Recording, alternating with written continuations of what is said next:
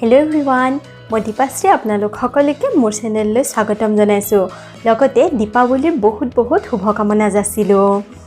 দিৱালীত যদি ঘৰতে এটা মিঠাই বনোৱা নহয় তেন্তে কিহৰ মজা নহয়নে বাৰু?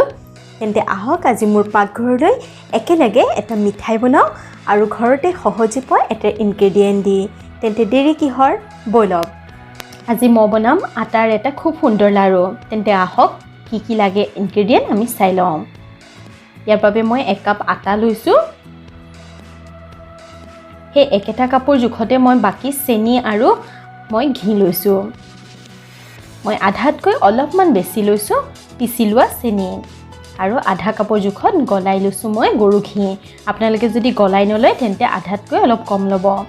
ইয়াত আছে শুকান নাৰিকল সৰুকৈ কুটি লৈছো, বাদাম কেইটামান আৰু আলমণ্ড আছে সৰুকৈ কুটি লৈছো আৰু কাজু আৰু ইয়াত আছে ইলাচি গুৰি। কেইটামান নৰ্মেল বাদাম মই ভালদৰে পিছি লৈছো ন, প্ৰায় 1 চামুচৰ জোখত। এতিয়া এখন কেৰাহী গৰম কৰি মই তাতে অলপ ঘি দি লৈছো। এতিয়া প্ৰথমে মই তাতে ড্ৰাই ফ্ৰুটছখিনি ভাজি লম।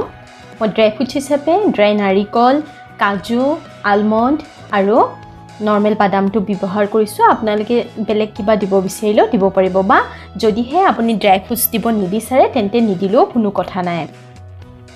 এতিয়া এইখিনি মই অলপমান গোল্ডেন ব্ৰাউন হোৱালৈকে ভাজি ল'ম। গেছটো কমত ৰাখিব, নহ'লে পটককৈ জ্বলি যোৱাৰ চান্স থাকে।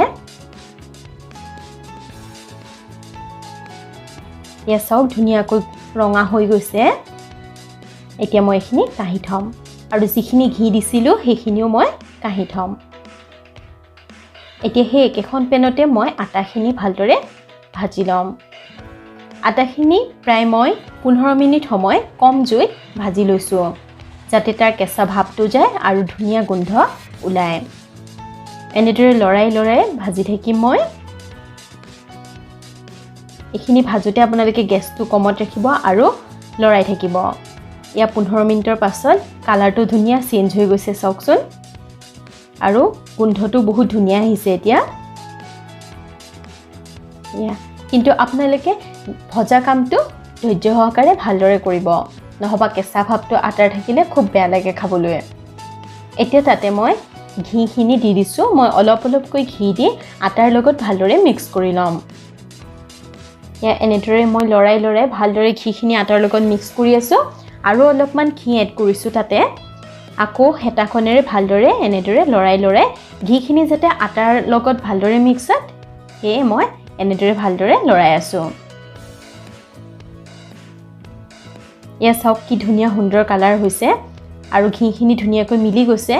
মই ঘি আধা কাপ লৈছিলোঁ, কিন্তু মোৰ গোটেইখিনি ইয়াত দিবলগীয়া নহ'লে প্ৰায় 2 চামুচৰ জোখত মোৰ ঘি থাকি গ'ল। এতিয়া এইখিনি ভালদৰে মিক্স কৰা হৈ গ'ল, সেয়ে মই এখন থালত এইখিনি উলিয়াই ল'ম। অলপ সময় ঠাণ্ডা হ'বলৈ দিলোঁ। এতিয়া ইয়াতে ভাজি লোৱা ড্ৰাই ফ্ৰুটছখিনি দি দিছোঁ। এয়া পিচি লোৱা বাদামৰ গুড়ি আৰু চেনিখিনিও দি দিছোঁ আৰু লগতে ইলাচি গুড়িখিনিও ইয়াতে দি ল'ম। এতিয়া গোটেইখিনি হাতেৰে ভালদৰে মই মিক্স কৰিম আৰু প্ৰায় 6 পৰা 7 মিনিটৰ কাৰণে মই এইখিনি ভালদৰে এনেদৰে সানি ল'ম।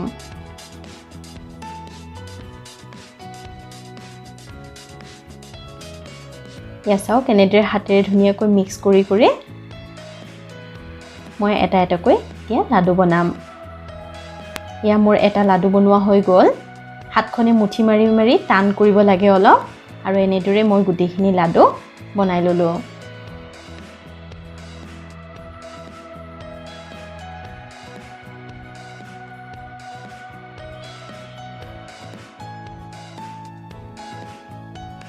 মোৰ গোটেইখিনি লাডু বনোৱা হৈ গ'ল। 1 কাপ আটাৰে মোৰ ইমানখিনি লাডু তৈয়াৰ হৈ গ'ল। এতিয়া মই প্লেটিং কৰিম। প্লেটিঙৰ কাৰণে মই ধুনীয়াকৈ লাইটিং দিছোঁ আৰু লগতে এখন প্লেটত এনেদৰে মই লাডুখিনি সজাই ওপৰত অলপ বাদাম দি দিছোঁ। এয়া চাওক কি ধুনীয়া লাগিছে নহয়নে? খাবলৈ যে লাডুটো খুবেই টেষ্টি হৈছিল।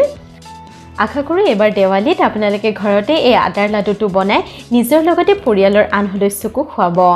তেন্তে আজিলৈ আহোঁ বাই বাই যদি ভিডিঅ'টো চাই ভাল পালে লাইক কৰিব শ্বেয়াৰ কৰিব আৰু মোক ধুনীয়া ধুনীয়া কমেণ্টছ কৰিব আৰু যদি মোৰ চেনেলটো নতুনকৈ চাবলৈ লৈছে তেন্তে মোৰ চেনেলটো ছাবস্ক্ৰাইব কৰি ল'ব